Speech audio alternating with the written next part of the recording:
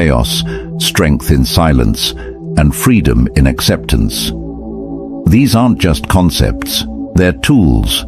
They're keys to doors you didn't know were locked, and once you open them, you'll see that the life you've been chasing was waiting inside you all along. Each lesson will challenge you, some will comfort you, others will shake the foundation of what you thought you knew, but all of them will bring you closer to the version of yourself that no longer flinches at storms because you've learned to carry your own sky. So, before we begin, I need something from you. If this message resonates, if something inside you knows you're ready for this shift, hit that like button, drop a comment, share this video with someone who needs to hear it. Subscribe to this channel because we're building a community of people who refuse to stay broken. And whatever you do, don't skip a single part of this video. Every lesson builds on the last. Every word is here for a reason. This isn't content. This is transformation. The world wants a reaction, but you're about to learn how to give it a response. And that response starts with belief. If you're ready to take control, comment, "I choose my response, not my reaction." Number 1, believing in yourself is the first secret of success. No plan works. If you don't believe you're worthy of seeing it through, let's start with the hardest truth you'll hear today. Your life will never rise higher than your belief in yourself, not your talent, not your connections, not even your effort. Belief is the soil. Everything else is just the seed.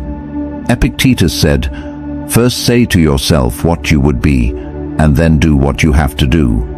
He didn't say dream it. He didn't say wish it. He said say it to yourself first, because belief begins as a whisper in your own mind before it becomes a reality in the world. Think about the plans you've abandoned, the goals you set on January 1st that died by February. The promises you made to yourself that you broke before anyone else even knew they existed. Why did they fail? Was it lack of time? Lack of resources? Or was it something quieter, something deeper? A voice inside that said, "Who are you kidding? This isn't for people like you." That voice is a liar, but it's convincing. It uses your past against you. It takes every mistake, every failure, every moment you fell short, and it builds a case. It tells you that evidence of your unworthiness is stacked too high to ignore. And if you listen long enough, you'll believe it. You'll stop trying. You'll settle. You'll call it being realistic when really, you've just stopped believing you're worth the fight. But here's what Stoicism teaches. You are not your past. You are not the sum of your failures. You are the consciousness observing them, learning from them, and choosing what comes next. And that choosing power, that's sacred. That's where belief is born. Believing in yourself doesn't mean you're perfect. It doesn't mean you won't stumble. It means you've decided that your potential is worth pursuing, even when the outcome is uncertain. It means you stop waiting for permission from the world and start giving it to yourself. No plan works if you're executing it while secretly hoping it fails, so you can prove yourself right about your own limitations. That's self-sabotage dressed as effort. Real belief shows up differently. It's quiet. It's steady. It doesn't need applause. It just keeps moving, one step at a time, even when no one's watching. You want to fix your problems? Start here. Start by looking yourself in the mirror and saying, "I am worthy of the life I'm building. I am capable of seeing this through. I don't need to be perfect. I just need to believe I'm worth the try." Say it even if you don't fully feel it yet. Say it until the doubt gets quieter. Say it until belief becomes your default setting. Because the world is full of talented people who never made it. Full of smart people who stayed stuck. Full of dreamers who never did. And the difference? Belief. Not arrogance, not entitlement. Just a simple, solid knowing that you belong in the arena of your own life. You do. You always have. Speak this into existence below. I am worthy of every goal I set. Number 2, a negative mind will never give you a positive life. You become what you think. Guard your thoughts like treasure. Your mind is not neutral ground. It's a garden, and whatever you plant there, whatever you water, whatever you allow to take root, that's what grows. You can't scatter seeds of doubt, worry, and bitterness and expect to harvest peace. It doesn't work that way. It never has. Seneca wrote, "We suffer more often in imagination than in reality." Read that again. Most of the pain you carry isn't happening to you right now. It happened yesterday, or you fear it will happen tomorrow. But right now, in this present moment, you're safe, you're breathing, you're here. Yet your mind convinces you otherwise because you've trained it to search for danger, to expect disappointment, to rehearse disaster. That's what a negative mind does. It doesn't protect you, it imprisons you. It takes a single setback and turns it into a life sentence. It takes one person's opinion and makes it your identity. It takes uncertainty and paints it black before you've even seen what color it actually is. And here's the cruelest part. You become what you think, not sometimes, not eventually, always. Your thoughts shape your emotions drive your actions create your results, and those results, they reinforce the very thoughts that started the cycle. If you think you're unworthy, you'll act unworthy. If you act unworthy, you'll attract situations that confirm it. And then you'll say, "See? I knew I wasn't good enough." But you weren't predicting the future. You were creating it. This is why guarding your thoughts isn't optional. It's survival. You wouldn't drink poison and expect your body to thrive. So why consume toxic thoughts and expect your life to flourish? Every time you replay that criticism, every time you predict failure, every time you tell yourself you're not capable, you're drinking poison. And the damage is real, even if it's invisible. But the opposite is also true. When you guard your mind, when you become intentional about what you allow in, everything shifts. You start to notice that most of your problems aren't external, they're internal interpretations. The situation didn't defeat you. Your thoughts about the situation did. And if your thoughts created the prison, your thoughts can also build the key. Start small. Catch yourself when negativity creeps in. Don't judge it. Don't fight it. Just notice it. Say, "That's a thought, not a truth." Replace it with something that serves you, not fake positivity, not pretending everything's perfect, just something real and constructive. This is hard, but I've handled hard before. I don't have the answer yet, but I'm capable of finding it. This hurts, but it won't hurt forever. Your mind will resist at first. It's been practicing negativity for years. It's comfortable there, but you're stronger than your habits. You're more powerful than your patterns. And every time you choose a better thought, you're building a better life. Negativity is a thief. It robs you of joy, energy, hope, and possibility. And the worst part, you're the one who opened the door, but you can also close it. You can stand guard. You can decide that your mind is sacred ground, and only thoughts that build you up are allowed to stay. Guard it like treasure, because it is. Drop this powerful truth. I guard my mind with intention and strength. Number 3. Don't count the days, make the days count. Time doesn't wait. Use each day to leave a mark, not a tally. You're not promised tomorrow. I know you know that. But do you live like you know it? Or do you scroll, postpone, and tell yourself you'll start living when the timing's better, when you're ready, when things settle down?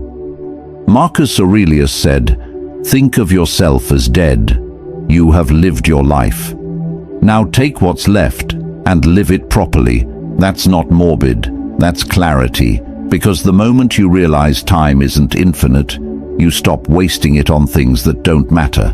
We count days like we're keeping score. Only 2 more days until Friday. Just 30 more days until vacation. 5 more years until retirement. We measure time by how fast we can escape the present, and in doing so, we miss the only time we actually have, now. You're not living in the future, you're not living in the past, you're living right now. And this moment, this unremarkable, ordinary Tuesday afternoon, is your life. Not the highlight reel, not the big moments you're waiting for. This, right here. So, the question isn't how many days you have left. The question is, what are you doing with the one you're standing in? Making the days count doesn't mean every moment has to be extraordinary. It means you stop sleepwalking through your own existence. It means you show up, you engage, you choose presence over numbness, you stop treating today like a placeholder for someday. Maybe making today count means having that conversation you've been avoiding. Maybe it means finally starting the project that's been living in your head for months. Maybe it's as simple as putting your phone down and actually looking at the people you love. It doesn't have to be grand. It just has to be intentional. Time doesn't wait for you to feel ready. It doesn't pause for your fear or your doubt or your excuses. It moves forward, indifferent and unstoppable, and every day you spend waiting for the perfect moment is a day you'll never get back. There is no perfect moment. There's only this one, and it's already slipping through your fingers. The Stoics understood this deeply. They practiced memento mori. Remember, you must die, not to be depressing, but to be awake. To remember that life is short and precious, and not to be squandered on resentment, distraction, or delay. They knew that the awareness of death isn't the enemy of life, it's the fuel for it. So stop counting, stop waiting, stop treating your days like they're disposable. Each one is a gift, wrapped in 24 hours, given to you with no guarantee of another. You can spend it mindlessly, or you can spend it meaningfully. You can let it pass, or you can leave a mark on yourself, on others, on the world. And that mark doesn't have to be visible to everyone. It just has to be real to you. It's the decision to be kinder today, to try harder, to forgive faster, to love deeper, to stop postponing the life you say you want and start building it, one present moment at a time. The days are counting themselves. The question is, are you making them count? Commit to this moment. Type, "Today is my life and I will live it fully." Number 4. If you can stay positive in a negative situation, you win. Calm is your power. Your response is your victory. Winning doesn't always look like triumph. Sometimes it looks like silence. Sometimes it looks like walking away. Sometimes it looks like staying steady when everything around you is falling apart. That's not weakness. That's mastery. Epictetus taught, "It's not what happens to you, but how you react to it that matters." Those words have echoed through centuries because they hold a truth most people never grasp. You can't control the chaos, but you can control yourself within it. And that control? That's where your real power lives. Negative situations are inevitable. Betrayal, loss, disappointment, failure. They're not anomalies. They're part of the human experience. The world doesn't owe you fairness. It doesn't owe you easy. It just is. And within that reality, you have one choice that changes everything: how you respond. Most people react. They explode. They collapse. They let the negativity infect them until they become the very energy they're trying to escape. They match anger with anger, chaos with chaos, pain with bitterness. And in doing so, they lose twice, once to the situation and once to themselves. But staying positive in a negative situation doesn't mean pretending everything's fine. It doesn't mean slapping on a smile and ignoring the hurt. It means choosing not to let the situation steal your peace.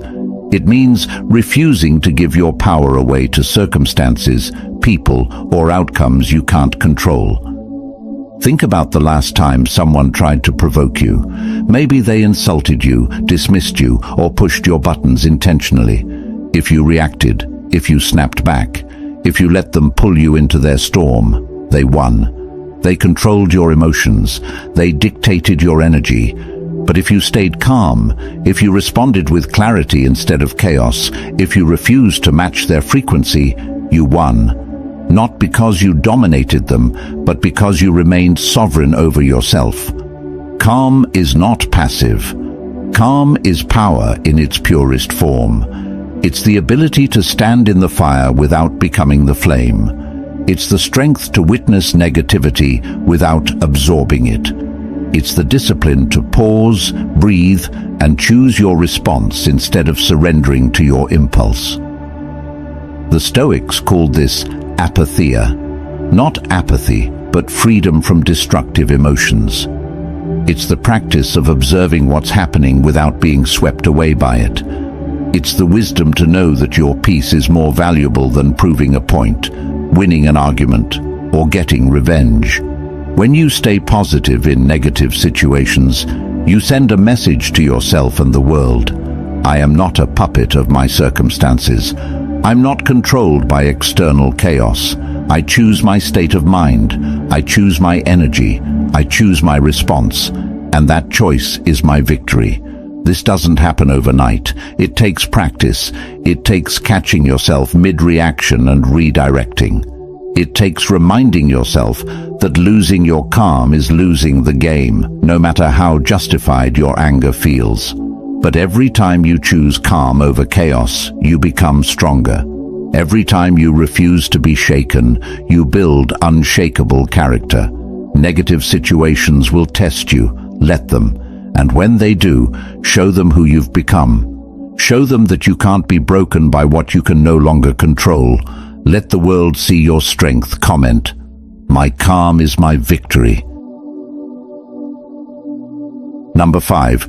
Your greatest asset in the world is your mindset.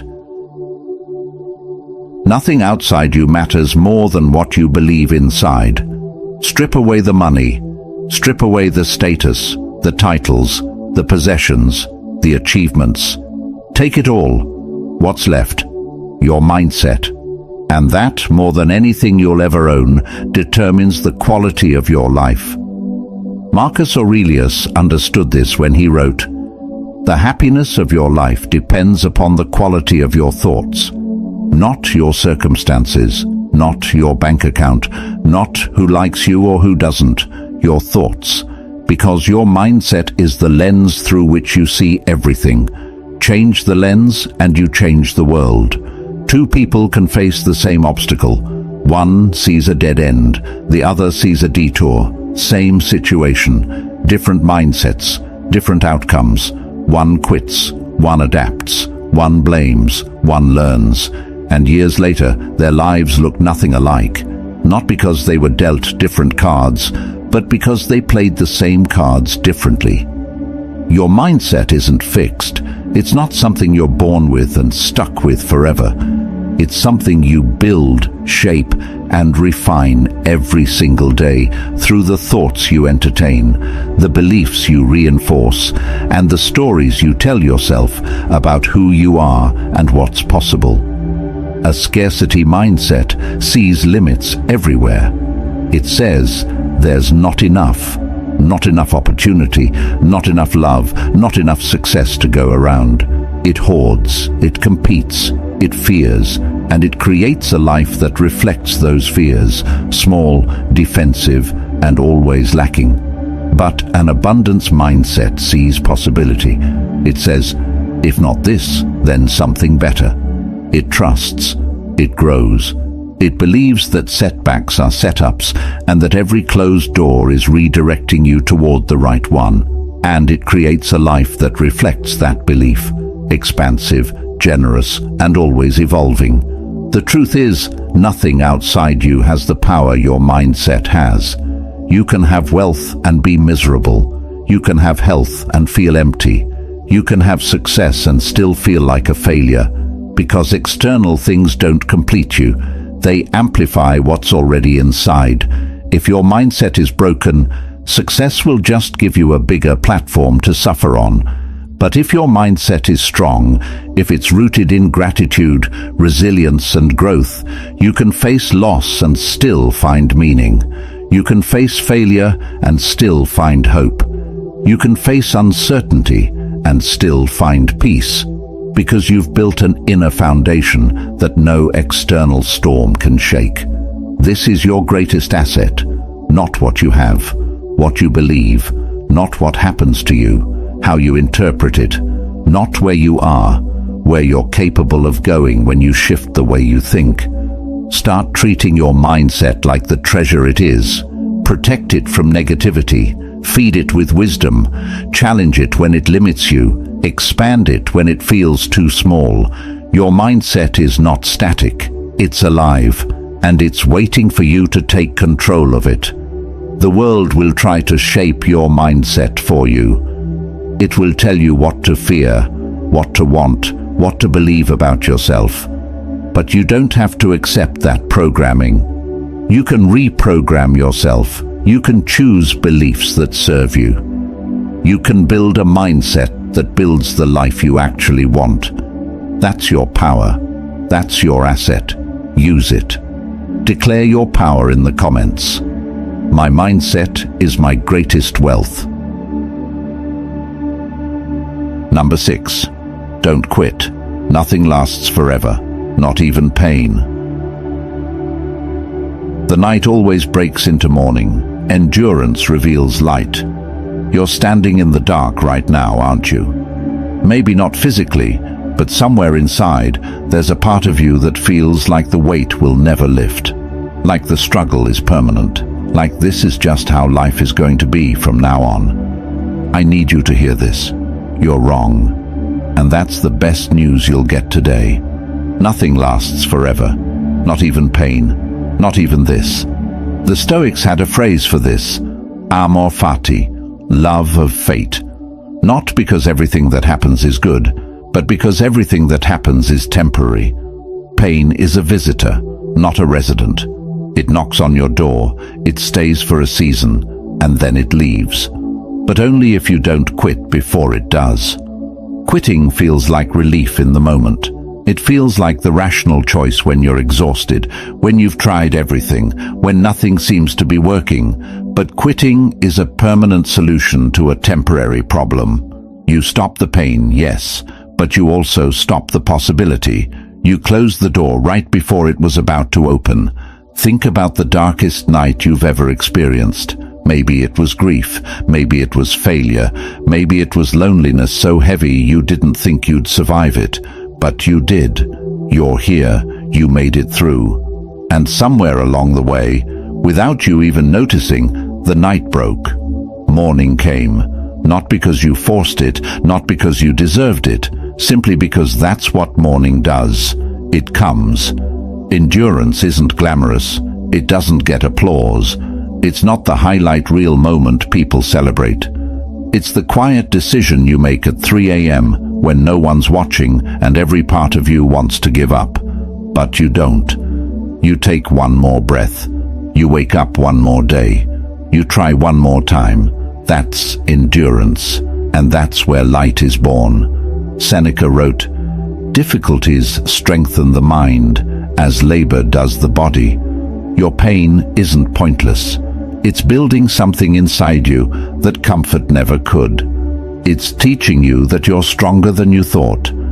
It's proving that you can hold on when letting go would be easier.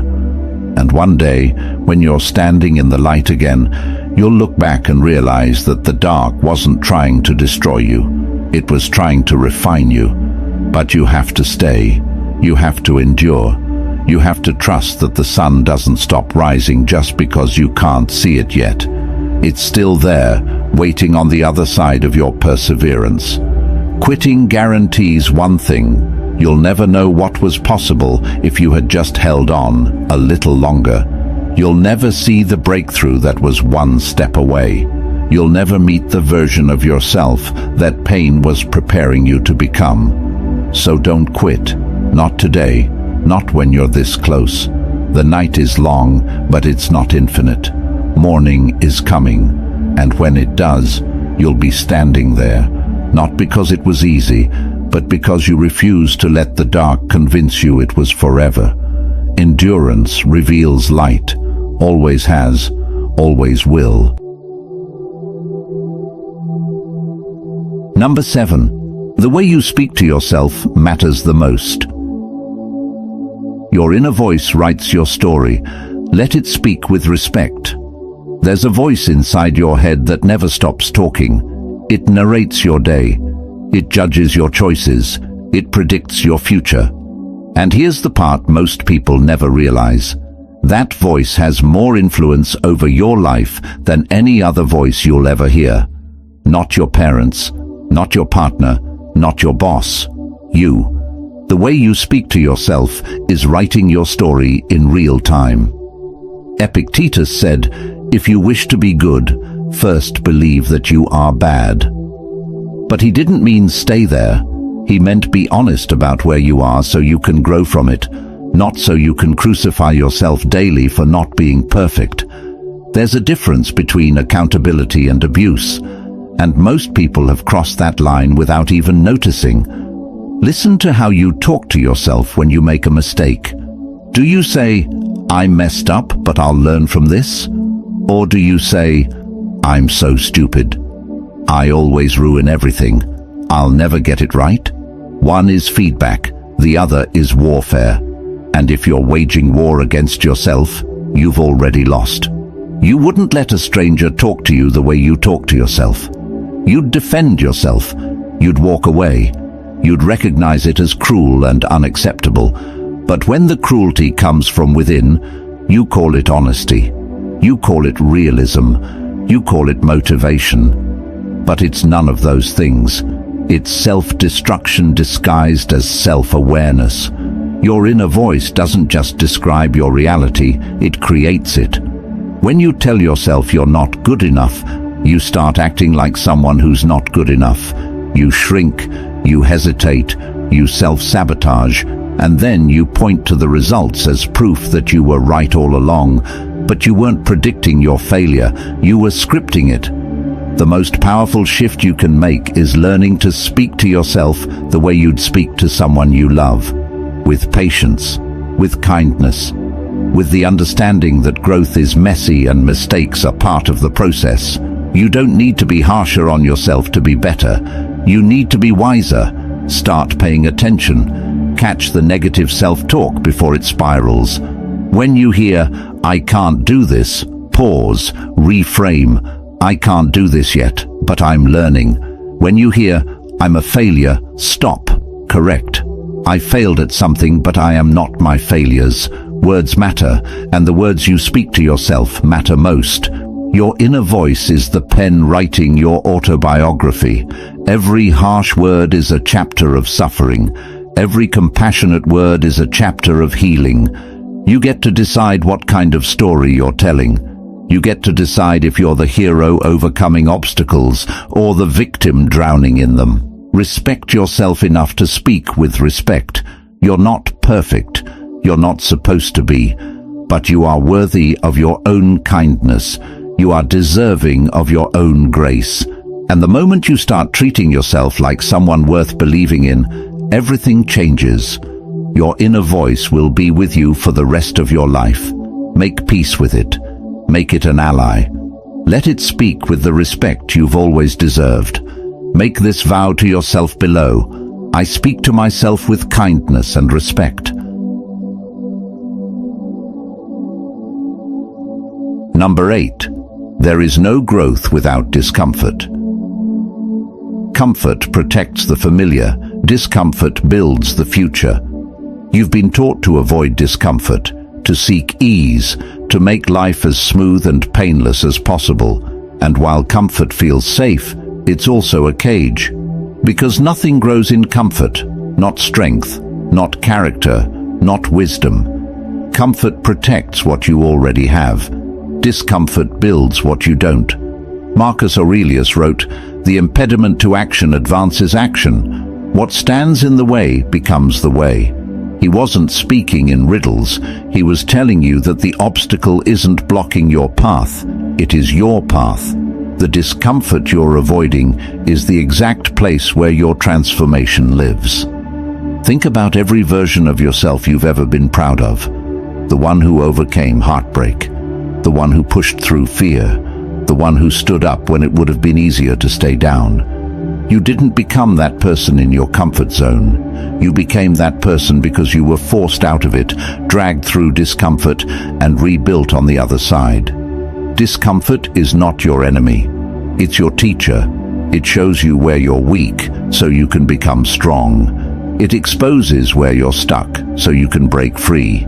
It reveals what you're capable of when comfort is no longer an option. But most people run from it. They numb it. They avoid it. They choose the familiar pain of staying small over the unfamiliar pain of growing. And that's the trap. Comfort feels like safety, but it's really stagnation. It's the slow death of potential. It's the life you settle for because the life you want requires you to be uncomfortable first. It requires you to try and fail, to look foolish, to not know the answers, to feel awkward, uncertain and exposed. And most people would rather stay comfortable and unfulfilled than be uncomfortable and alive. But you're not most people. If you were, you wouldn't be here. You wouldn't be listening. You'd be scrolling past, looking for the easy answer, the shortcut, the way to grow without the growing pains. But there isn't one. There never was.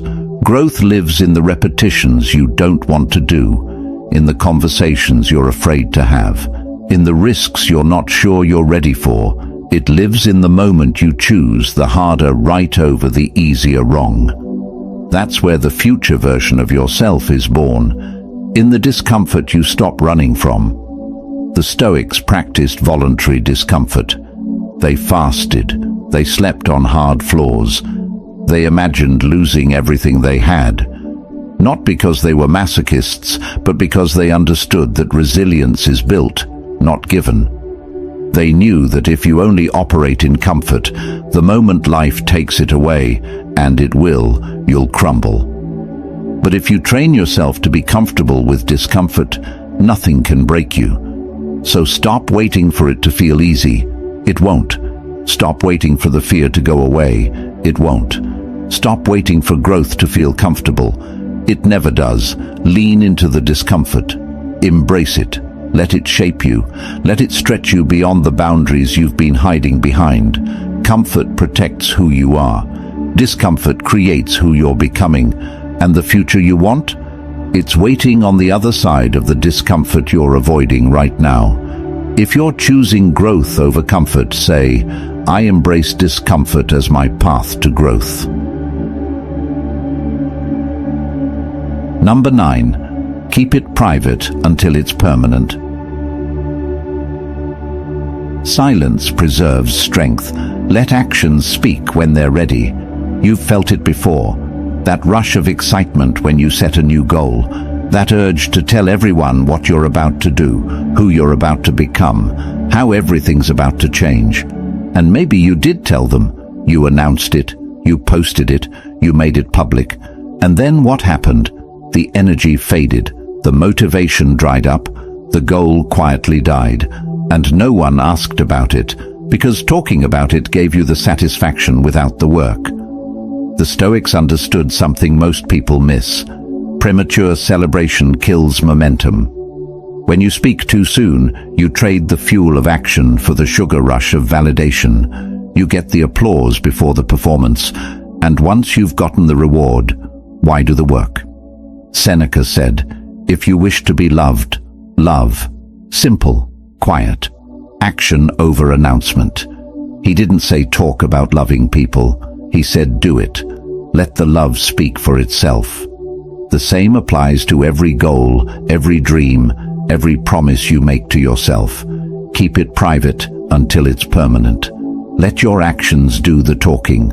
There's power in silence. When you work in private, when you build without broadcasting, when you move without the need for witnesses, you protect your energy. You keep it contained. You invest it in the work instead of spending it on explaining the work. And that energy compounds. It builds. It becomes something undeniable. But when you share too soon, you invite opinions you didn't ask for, doubt you didn't need, questions that make you second-guess yourself. People will project their fears onto your dreams. They'll tell you why it won't work, not because they're cruel, but because they've never done it themselves. And their skepticism becomes noise in your head, drowning out the quiet knowing that made you start in the first place. Silence also protects you from the pressure of performance. When no one knows what you're building, you're free to fail privately.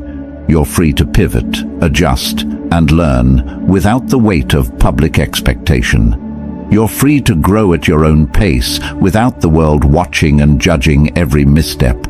This isn't about secrecy. It's about sanctity. Your goals are sacred. Your growth is sacred. Not everything needs to be shared. Not everything needs an audience. Some things are meant to be held close, nurtured in silence, and revealed only when they've matured into something real. Think of a seed. You don't dig it up every day to check if it's growing. You don't invite the neighborhood to watch it sprout.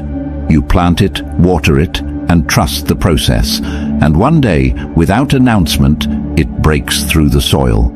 That's how transformation works.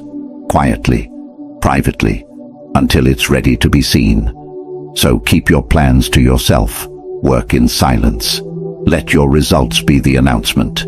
Let your transformation be the proof. Let your consistency be the statement. And when it's permanent, when it's undeniable, when it's no longer just a goal but a reality, then you can share, not for validation, not for applause, but as evidence that silence and action build what words never could. Silence preserves strength. Let your actions speak when they're ready. Comment this if you understand the power of silence.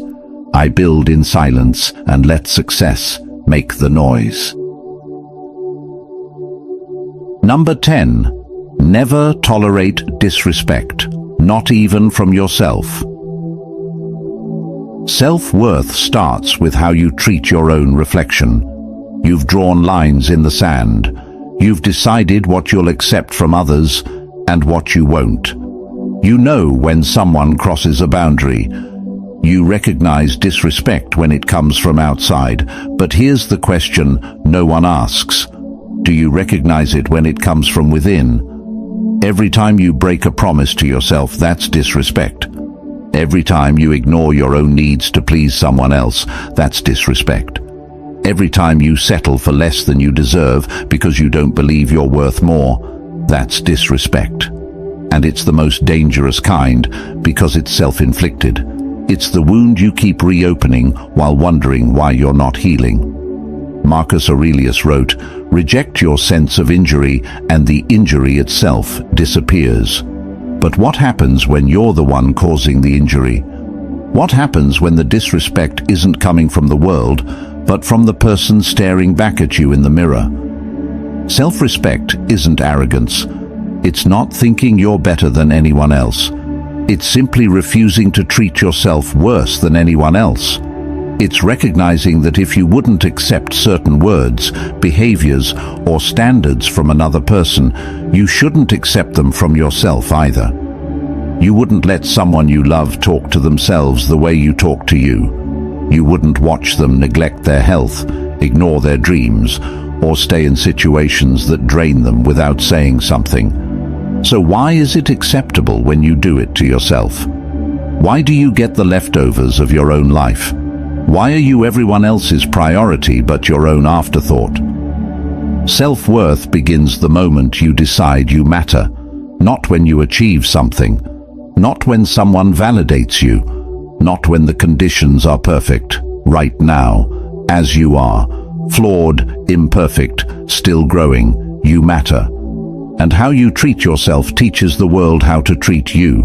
When you tolerate your own disrespect, you set the standard. You signal to yourself and everyone watching that this is acceptable, that you're negotiable, that your boundaries are suggestions, not requirements, and people will treat you exactly as you treat yourself. With the same level of care, attention, and respect, you show your own worth. Stop waiting for permission to honor yourself. Stop apologizing for having standards. Stop shrinking so others feel comfortable. You're allowed to expect more from yourself and for yourself. You're allowed to walk away from what diminishes you, even if what's diminishing you is your own behavior. The Stoics believed in oikeiosis, the idea that self-care is the foundation of all other virtues. You can't pour from an empty cup. You can't love others well if you treat yourself with contempt. You can't build a meaningful life if you're constantly tearing yourself down. So, start treating yourself like someone you're responsible for helping. Speak kindly, set boundaries, keep promises, prioritize rest, say no when you need to, say yes when it serves you. Stop betraying yourself to keep the peace. Stop accepting crumbs when you deserve the whole table. Disrespect ends the moment you refuse to participate in it, even when it's coming from you, especially when it's coming from you. Because self-worth isn't something you find. It's something you build, one respectful choice at a time. Stand in your worth. Type below, I honor myself with every choice I make. Number 11. Better days are coming. Be patient. Storms don't last. Hope is a quiet seed with strong roots. You're tired of waiting, tired of holding on, tired of believing that better days are coming when all you see is more of the same. I understand. Patience feels like punishment when you're hurting. It feels like denial when you're desperate for change. But patience isn't passive. It's not sitting still and hoping the universe takes pity on you. It's active trust. It's continuing to plant seeds even when the harvest feels impossibly far away. Seneca said, "All cruelty springs from weakness." And sometimes the cruelty is the voice in your head telling you that this is all there is, that it won't get better, that hoping is foolish and patience is pointless. But that voice is weak. It's afraid. It's trying to protect you from disappointment by convincing you to stop believing. Don't listen to it. Better days are coming. Not because you wish for them, not because you deserve them, but because storms, by their very nature, don't last. They move through. They exhaust themselves. They clear the air and leave space for light. And you're in the middle of a storm right now, but that doesn't mean you'll be in it forever. Patience doesn't mean doing nothing. It means doing what you can with what you have, while trusting that your effort isn't wasted just because you can't see the results yet. A farmer doesn't plant a seed and dig it up the next day to check for progress. They water it, they tend the soil, they trust the process. And weeks later, something breaks through the surface. Not because they forced it, because they were patient enough to let it grow. You're growing too, even when it doesn't feel like it. Even when the progress is invisible.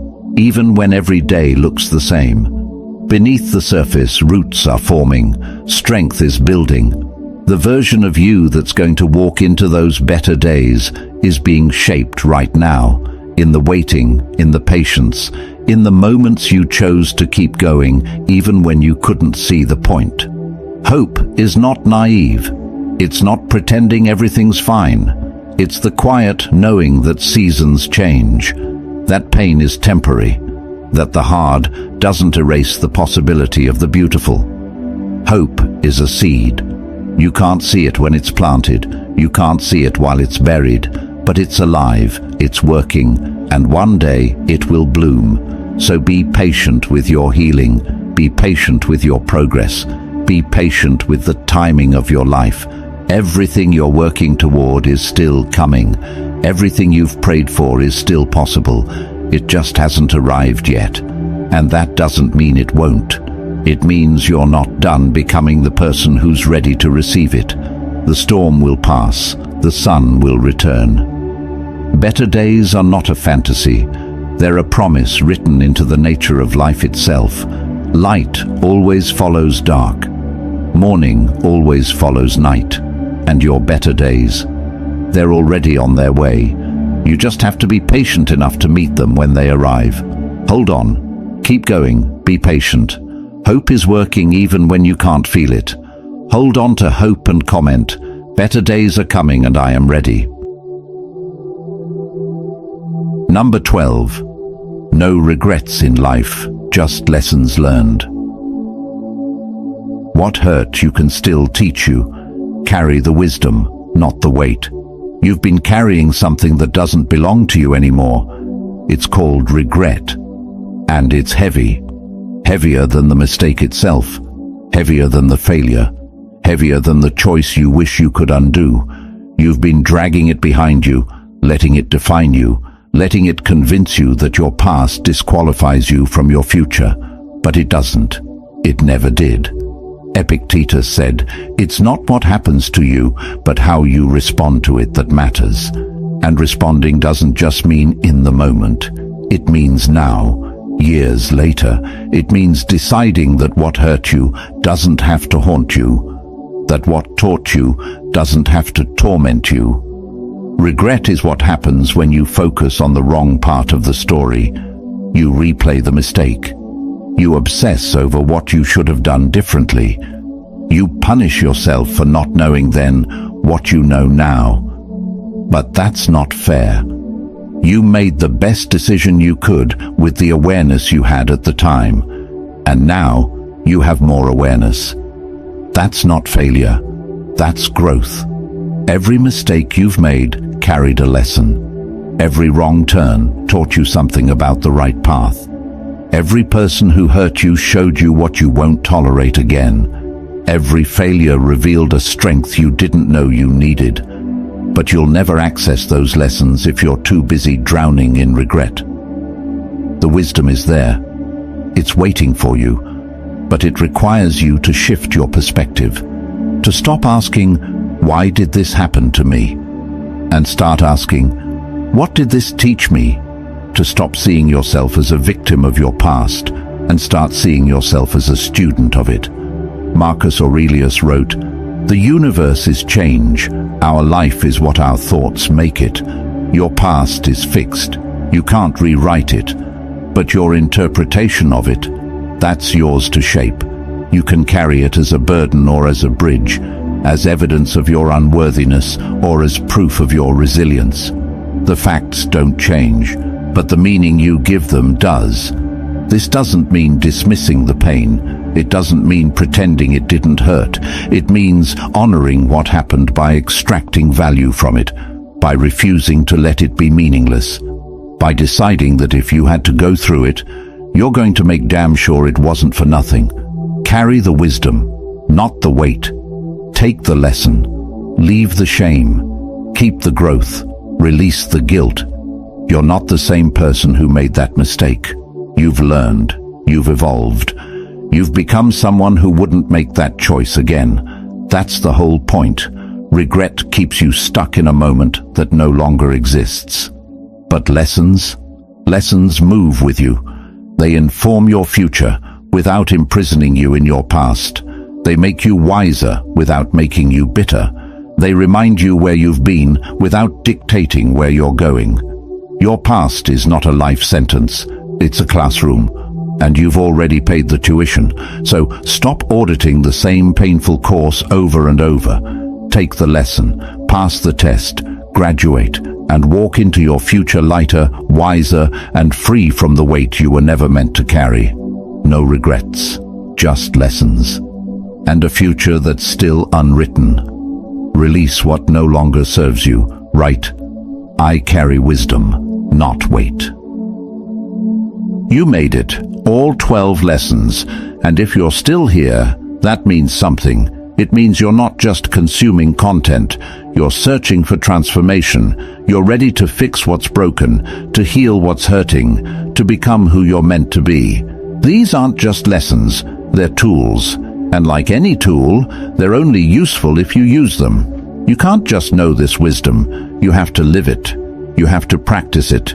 You have to choose it again and again, especially when it's hard, especially when the world gives you every reason not to. The Stoics didn't teach philosophy in classrooms. They lived it in battlefields, in prisons, in moments of loss and uncertainty. They proved that peace isn't something you find, it's something you build, and you build it one choice at a time, one thought at a time, one response at a time. 93% of your problems aren't actually problems. They're reactions, they're stories, they're old wounds you keep reopening, but now you know better. Now you have the clarity to see the difference between what's happening and what you're making it mean. And that clarity, that's freedom. So, take these lessons with you. Write them down. Come back to them when life gets heavy. Share them with someone who needs to hear them. Because wisdom doesn't just change you, it changes everyone you touch. Before you go, do me one favor. If this video helped you, if it shifted something inside, hit that like button. Drop a comment. Share this with someone who's struggling.